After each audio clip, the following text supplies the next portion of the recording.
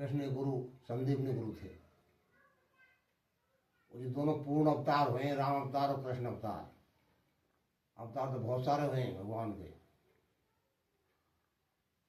तो जो योग विद्या के बारे में श्री कृष्ण भगवान ने योग का उपदेश किया है श्रीमद् भागवत गीता के, उसमें पूरा योग विषय, पूरा योग के बारे में पूरा उसके वृतांत दिया है उसमें।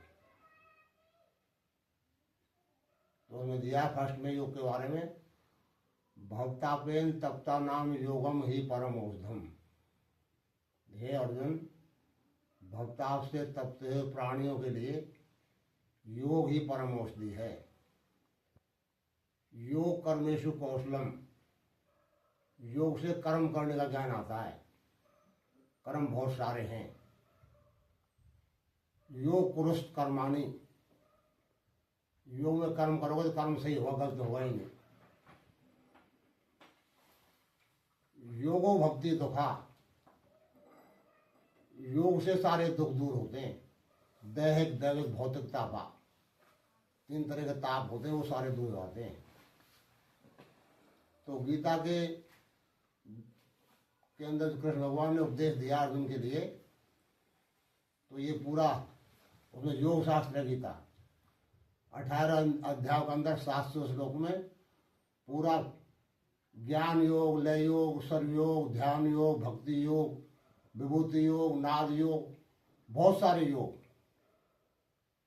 और योग का अर्थ है जुड़ना, इकट्ठा होना, संगठन, मेल, यूनियन इत्यादि। चित्त की वृत्तियों का जो योग को इकट्ठा करना, उनको जोड़ देना, चित्त की वृत्तियों को रोकना, उसी का नाम योग है। और योग से हुआ योगी। योग मानी जोड़ जाना, आत्मा से परमात्मा का मिलन होना। अर्जुन, तेरा योग से नित्य संयोग हो जाएगा। योग के द्वारा परमात्मा को प्रत्यक्ष इंसान प्राप्त कर सकता है।